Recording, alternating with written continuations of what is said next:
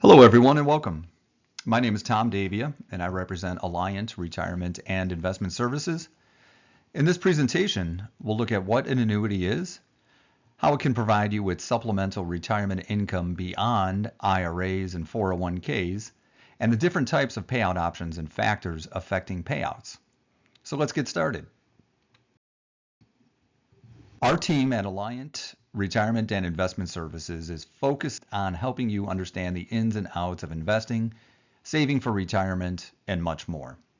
Take a look at our website, ARIS.Alliantcreditunion.com, to see our list of weekly webinars, our podcast, Invest Savvy, our blog, and other financial resources. An annuity is an insurance-based contract between you, the owner, and the contract issuer. This is basically how annuities work.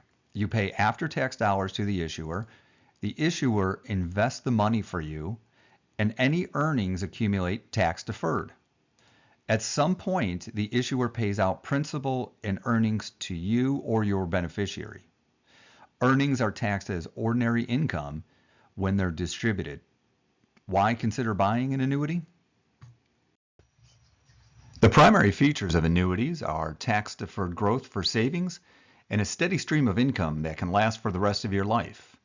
These characteristics allow annuities to be used for many purposes. For example, annuities can be used to invest for a specific purpose or long-term goal, such as saving for retirement, providing a legacy for your heirs, or making a charitable gift. The income provided by annuities can be used to supplement retirement income from sources such as Social Security, pension plans, or other employer-sponsored plans like 401ks. The income and savings provided by an annuity may help you remain financially independent so you won't be dependent on your children for financial help or caregiving. For example, you can use the annuity income to pay for your own long-term care expenses rather than rely on your children for care. But one of the primary benefits of an annuity is tax-deferred growth. Here's an illustration of the advantage of tax-deferred earnings growth over earnings growth that's taxed every year. Let's assume that you make a lump sum investment of $10,000 that will compound annually at the end of the year, and you're in the 28% income tax bracket. Let's also assume all investments earn 7% each year in income. If you invest that money in an alternative that's taxed each year, in 30 years you'll accumulate a total of $43,716. But if you invest the money in a vehicle that allows tax-deferred growth, in 30 years you'll accumulate $76,123. More than you'd have earned investing the same amount for the same length of time in an alternative that's taxed annually. Why? Because the money that's not going to taxes keeps compounding. And as Albert Einstein is reputed to have said, compound interest is the greatest mathematical discovery of all time. While the annuity earnings accumulate tax-deferred, they are subject to income tax when you withdraw them. Of course, annuities aren't the only choice that offer tax-deferred growth potential. Retirement plans such as 401ks and individual retirement arrangements, IRAs and Roth IRAs, do that as well. So how do annuities stack up against 401ks, IRAs, and Roth IRAs? First, annuities are financial products sold by or through an insurance company. On the other hand, IRAs and Roth IRAs are personal savings plans, while 401ks are savings plans for employees offered by their employers. IRAs, Roth IRAs, and 401ks can be funded with a number of different investments, including stocks, bonds, mutual funds, and annuities. But you can also own an annuity separate and apart from your IRA, Roth IRA, or 401k. In any case, annuities, IRAs, Roth IRAs, and 401ks share some common features and some different characteristics as well.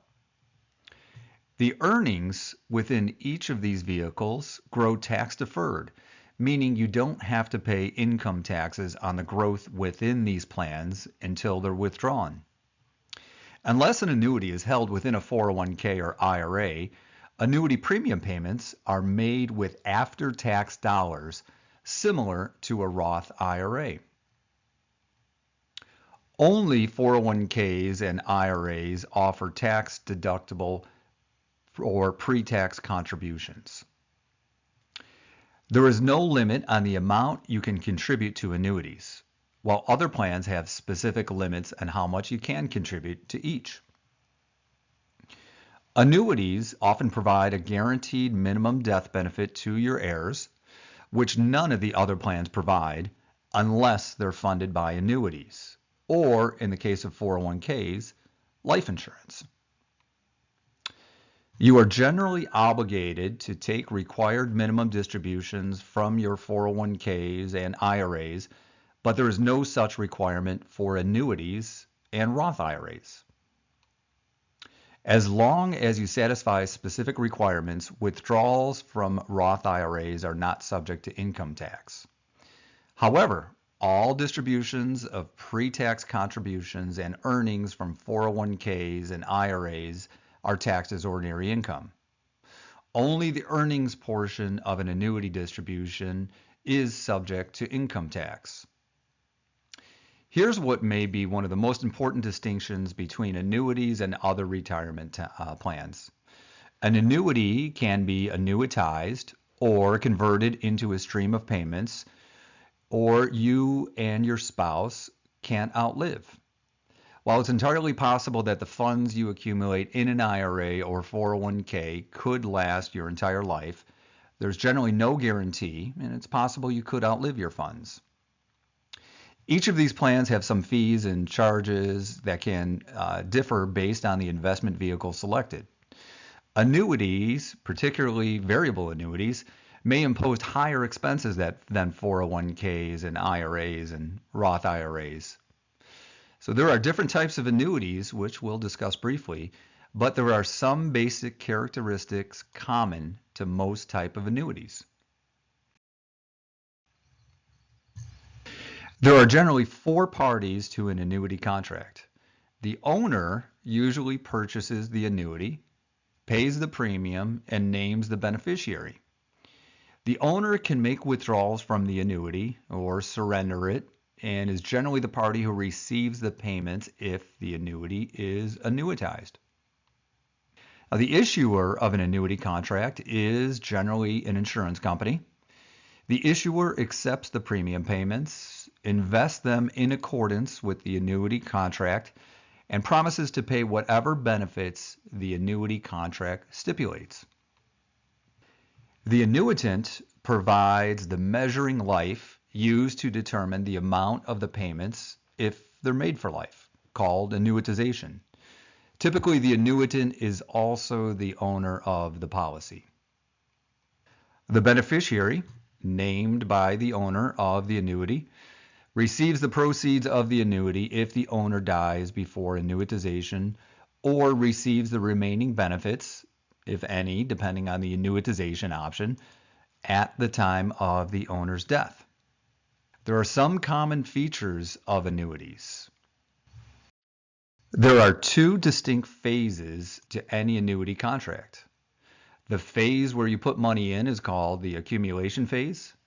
The phase where you take money out is called the distribution phase. In the accumulation phase, you can choose to pay premiums in one of 2 ways. You can pay in one lump sum, or you can make a series of premium payments over time. These payments can be equal amounts contributed at equal intervals, for example, $500 a month, or you can make payments of variable amounts at irregular intervals, depending on the terms of the contract. You could put money in annuity and let it earn interest, or you could begin to receive payments almost immediately. Annuities are classified as either immediate or deferred annuities.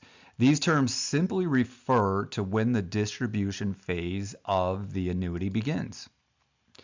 Immediate annuities convert a lump sum of cash into an income stream.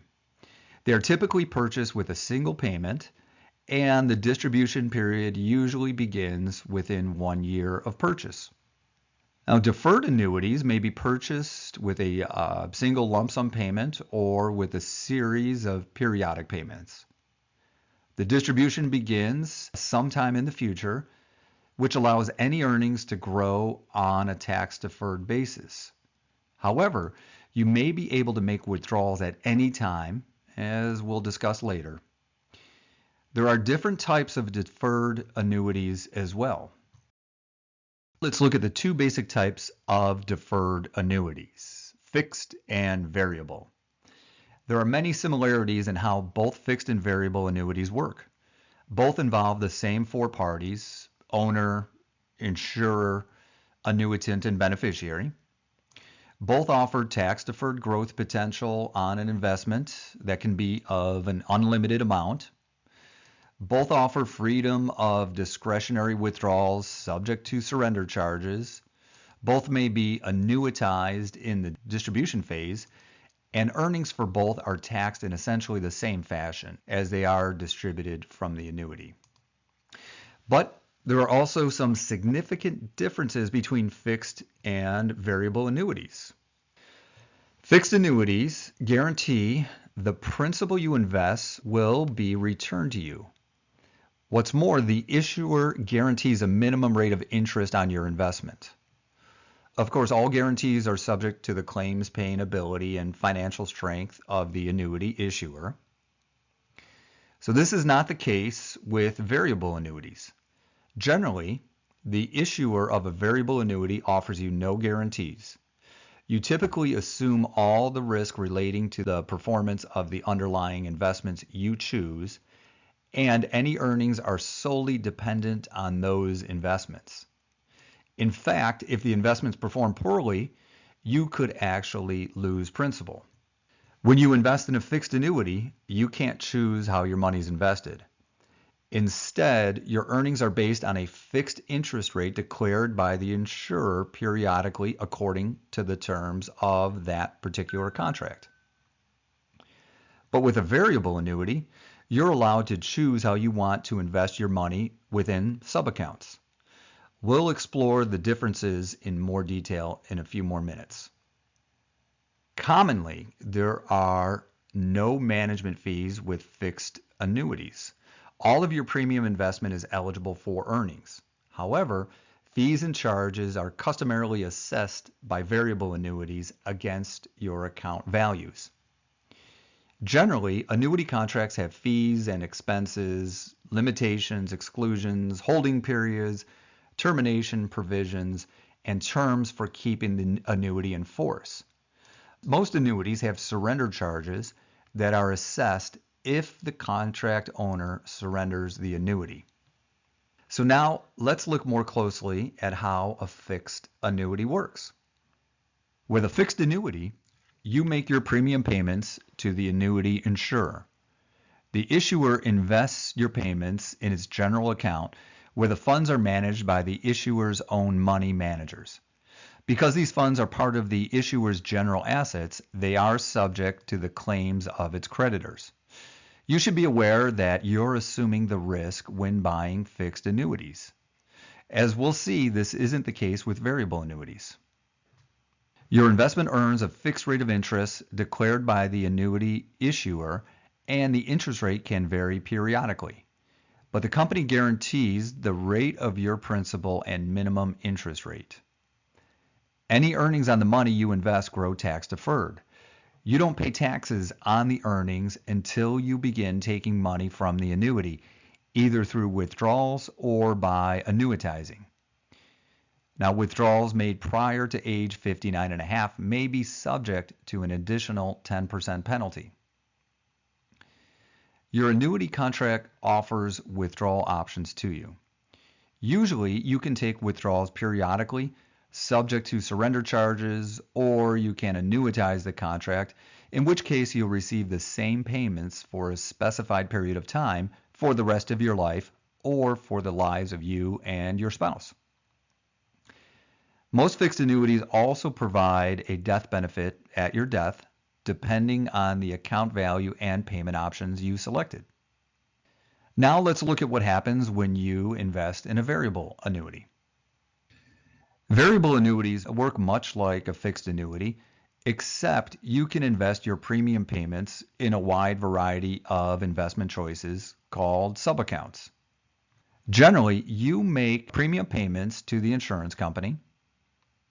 You then can allocate your premiums to subaccounts, specializing in different investment options such as government securities or corporate bonds, common stock, depending on what the annuity issuer offers.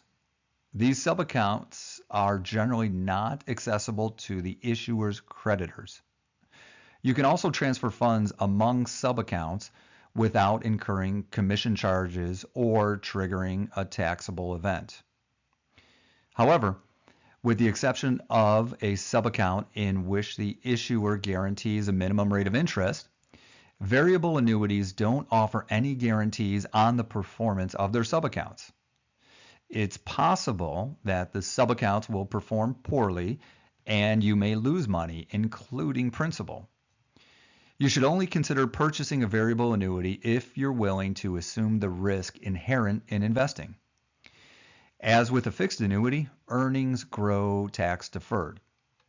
Variable annuities offer a variety of withdrawal options, including periodic distributions, subject to applicable surrender charges, and withdrawals made before age 59 and a half may be subject to an additional 10% penalty. Like fixed annuities, you can choose to receive fixed payments for a fixed period of time for the rest of your life or for the life of you and your spouse. But however, unlike fixed annuities, you can elect to have your variable annuity payments tied to the performance of your subaccounts, in which case the amount of each payment may fluctuate based on the subaccount performance. Variable annuities usually offer a minimum guaranteed death benefit equal to your premium payments, less any withdrawals you might have taken. This death benefit ensures that your beneficiaries will receive at least the return of your investment in the annuity, even if poor subaccount performance causes your annuity to lose principal. So let's look at annuity death benefits a little bit closer. Annuities are considered a form of insurance. It's not surprising then that both fixed and variable annuities can provide a guaranteed death benefit when you die. If you die before the annuity is annuitized, your named beneficiary will generally receive at least 100% of the premiums that you've paid, less any withdrawals that you may have taken. Or you can structure the contract to pay your beneficiaries the cash value of the annuity at the time of your death. Death benefit proceeds are not subject to probate, so are paid directly to your beneficiaries without delay. Now, if you die after annuitization has started, both fixed and variable annuities offer several annuitization options that may be available to your named beneficiaries after your death. We'll explore these in detail in a few moments when we look at the different annuitization options that are available. So let's look at the fees and expenses associated with annuities. Some fixed annuities may charge an annual contract fee. In addition to an annual contract fee, variable annuities generally assess a mortality and expense risk charge that compensates the issuer for some of the guarantees, such as the guaranteed death benefit and sales charges associated with your annuity. And variable annuity subaccount costs can include investment fees and operational expenses. Both fixed and variable annuities may charge surrender fees if you withdraw some or all of your investment in the early years of the contract, usually in the first 5 to 10 years. Well, now let's see what happens when you withdraw money from an annuity. Generally, you could take distributions from an annuity in one of two ways. You may withdraw money at your own discretion, although there are tax penalties for doing so before you reach age 59 and a half, and we'll discuss that later. These withdrawals can be taken either at regular or irregular intervals and may be either fixed or varying amounts. Also, withdrawals may be subject to surrender charges during the early years of the annuity. Although most deferred annuities allow for a certain amount that can be withdrawn each year without incurring surrender charges. Check with the particular annuity contract or prospectus for details. Now, if you own a fixed annuity, withdrawals come from the issuer's general account. If you own a variable annuity, you can choose the sub-accounts from which you make withdrawals. However, withdrawals reduce the annuity contract death benefits and values. You can also elect at some point to annuitize the annuity, which is the term used when you convert the annuity to a periodic income payment. Depending on the annuity, you can elect to receive a fixed or variable amount for each payment, which you can receive monthly, quarterly, semi-annually, or annually. You can elect to receive payments for a fixed period of time, for your life, for your lifetime and the lifetime of another person. Unlike 401ks and traditional IRAs, annuities are not subject to minimum distribution requirements unless your annuity contract stipulates otherwise. You can let your earnings accumulate tax deferred for as long as you would like. Now let's take a look more closely at what happens if you elect to annuitize an annuity. Generally, annuitizing converts your annuity into a stream of payments. With a fixed annuity, the current value of your annuity is converted into a stream of guaranteed payments. You'll receive periodic fixed payments on a schedule of your choosing. With a variable annuity, you can convert the current value of your account into a stream of guaranteed fixed payments just as you can with a fixed annuity. As an alternative, you can either choose to receive the variable payments, where the amount you receive will depend solely on the performance of the sub-accounts underlying your annuity, or you may choose a combination payment consisting of a fixed portion and a variable portion. Once you annuitize, you usually can't change your mind. You're no longer allowed to invest further in the annuity, make any other withdrawals, or select a different payout option. Although there are some exceptions to the general rule. Now let's look at some of the factors affecting your annuitization payments. If you own a fixed annuity, or if you choose to convert a variable annuity into a stream of guaranteed fixed payments, the cash value of your account at the time you annuitize will affect the amount of your payments. The larger the cash value of your annuity, the larger your payments will be, all other factors being equal. So if you own a variable annuity and choose any payout option other than a stream of guaranteed fixed payments, the amount of your payments will be determined by the performance of the sub-accounts underlying the annuity. You may remember that the annuitant provides the measuring life used to determine your payment amounts. Among other things, gender differences, women generally live longer than men, and individual life expectancies are taken into account to arrive at a payment amount. All other factors remain constant. The younger the annuitant, the smaller the annuity payments. The payment option you choose will also affect the amount of your annuitization payments. Generally, all other factors being equal, the longer the payout option will provide payments, the smaller each payment will be. Let's take a look at some of the payment options that may be available to you. So you may be offered a variety of payout options if you annuitize. When you select a payment option, You should bear in mind that your choice is often irreversible unless your contract provides otherwise. So think carefully about the option that works best for you.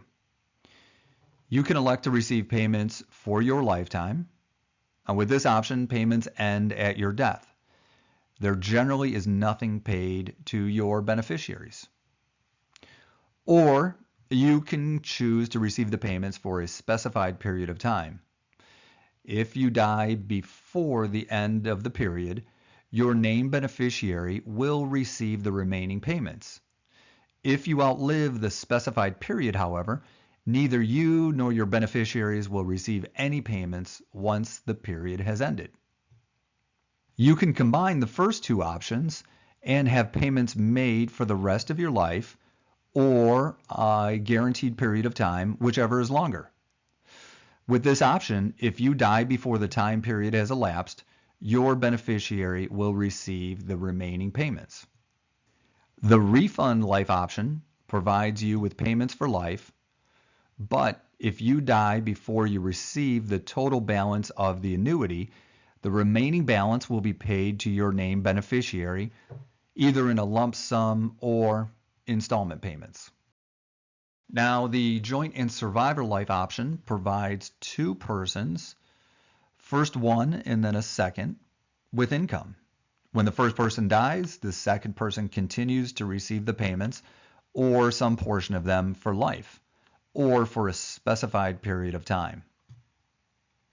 It's important to remember that while both fixed and variable annuities offer guaranteed fixed payment options, variable annuities also offer payments that will fluctuate with the performance of your underlying sub-account investments. Should your selections perform well, your payments may increase. However, if your investments perform poorly, this may be reflected in smaller payments and you could lose money. Now let's look at how withdrawals and annuitization payments are taxed. The federal income tax consequences are essentially the same for fixed and variable annuity withdrawals. The portion of any withdrawal or payout that's considered earnings will be taxed as ordinary income. Now, generally, withdrawals are considered to be coming from the earnings portion of the annuity first, then from principal. If you annuitize, however, each payment is considered to be partially a return of your principal investment and partially a distribution of earnings on that investment. Now, with a few exceptions, in addition to the ordinary income tax on the earnings portion of a withdrawal, a 10% premature distribution tax will be imposed on earnings you take from your annuity prior to the date you reach 59 and a half years old. Gifting an annuity may also have tax consequences for the annuity owner, and generally speaking, the value of an annuity contract is includable in the deceased owner's gross estate. Your state may also impose taxes on annuities. Because taxation of annuities can be complicated, you should consult your advisor with any tax questions you may have. Now let's look at some options that can be added to certain annuities. Aside from the common features of each type of annuity we've discussed so far, annuity issuers frequently offer additional options in the form of riders. Most riders are available at a cost from as little as 0.1% to 1% or more of the annuity's value each year. Riders and their availability differ from one issuer to the next and depend on the type of annuity purchased. Common fixed annuity riders waive some or all of the applicable surrender charges, allowing you more access to your annuity's cash value for such needs as long-term care, disability, unemployment, or if you suffer from a terminal or life-threatening illness. Common variable annuity riders offer guarantees not provided by the basic policy. Now, these guarantees include a restoration of your premium if the annuity falls below that amount due to poor investment performance. You may be able to access the amount either through periodic withdrawals, the guaranteed withdrawal benefit rider, or in a lump sum after a stated number of years, the guaranteed accumulation benefit rider. Or you could receive a guaranteed income for a fixed period of time for your life without annuitizing, guaranteed lifetime withdrawal benefit. Immediate annuity riders offer features including access to the balance of the immediate annuity in a lump sum, commuted payout rider is what it's called, increasing payments each year to offset the effects of inflation, cost of living rider, or the assurance that if you don't live long enough to collect payments at least equal to your premium, then the balance will be paid to your beneficiaries in either a lump sum, that's a cash refund rider, or in a series of payments, installment refund rider. Now let's kind of wrap things up here. Important information about variable annuities. Small steps can enhance your financial life one day at a time. Contact me with any questions you may have. Thank you for joining us this afternoon. I appreciate your attention and participation and hope that you'll take advantage of the information and resources we've provided.